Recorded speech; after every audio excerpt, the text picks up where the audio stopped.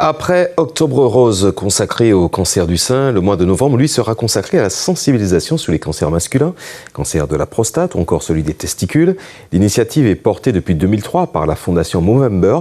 Elle est cruciale car les hommes le semblent moins attentifs à leur santé que les femmes. Sanga Fagour et Eddie Belrose.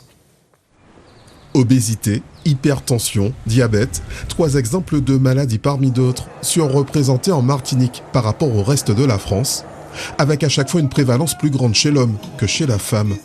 Quant au cancer de la prostate, l'île détient le triste record du plus grand nombre de cas par habitant. Autant d'éléments qui devraient faire de la santé masculine un véritable enjeu sociétal, en théorie seulement. Est-ce que parfois vous appréhendez certains examens? Est-ce que vous avez peur de faire certains examens? Oui. Parfois j'oublie, je le dis sincèrement, parce que c'est un homme comme tout homme.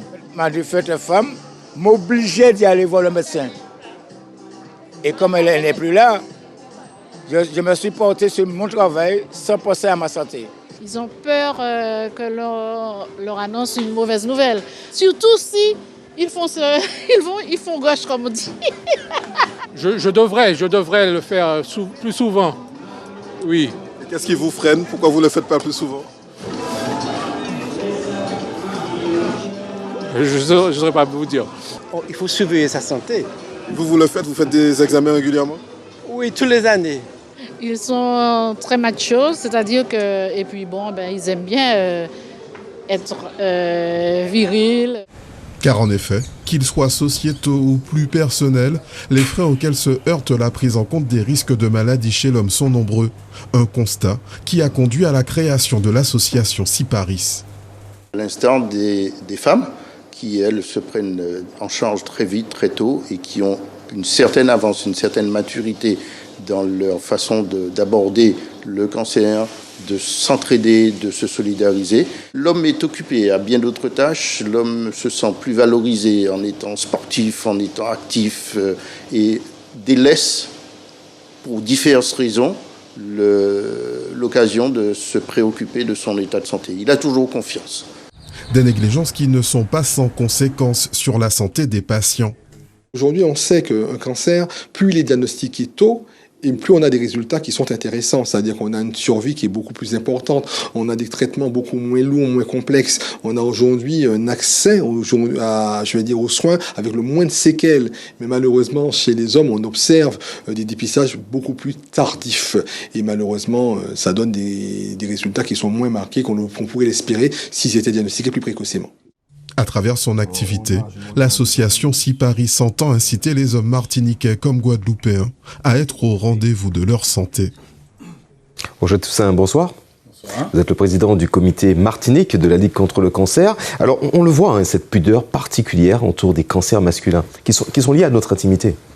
Oui, c'est vrai, mais à mon avis, c'est multifactoriel, parce qu'en fait, si on compare avec les femmes, très jeunes, les filles commencent à avoir un accès avec le médecin au moment de la contraception. Donc, il y a une visite qui s'installe et il y a une habitude qui s'installe où les filles vont voir le médecin. Il y a aussi, il faut le reconnaître, dans d'autres domaines, dans les associations, il y a beaucoup plus de femmes que d'hommes. Donc, c'est multifactoriel. Alors, est-ce qu'il y a un déficit de marketing autour justement de ces cancers masculins?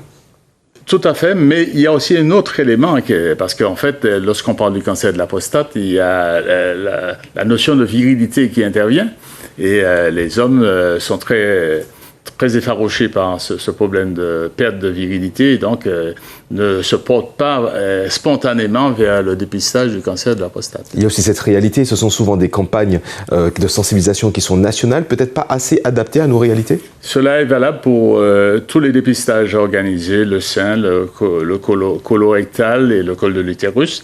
Et c'est pour cela que nous, au niveau de la Ligue contre le cancer, mais aussi le CRCDC, fait tout ce qui est en notre pouvoir pour tropicaliser la communication. D'où effectivement également ce programme, cette conférence et journée de la lutte contre le cancer des acteurs d'outre-mer. Donc c'est du 10 au 12 novembre avec un focus donc sur nos territoires, sur nos réalités. Alors, ça vient de l'importance que nous avons, nos présidents de la Ligue contre le cancer de tous ces territoires, de souligner les inégalités qui existent au niveau de la prise en charge en Outre-mer. Donc, nous avons voulu nous réunir. Il y aura 3 temps dans ces journées, des exposés en présentiel, donc des sessions plénières, des ateliers à l'Assemblée et aussi des ateliers qui seront réservés aux patients et aux femmes, plus particulièrement, avec Séverine Formal, qui nous vient directement des États-Unis, de Miami, pour ne pas la citer.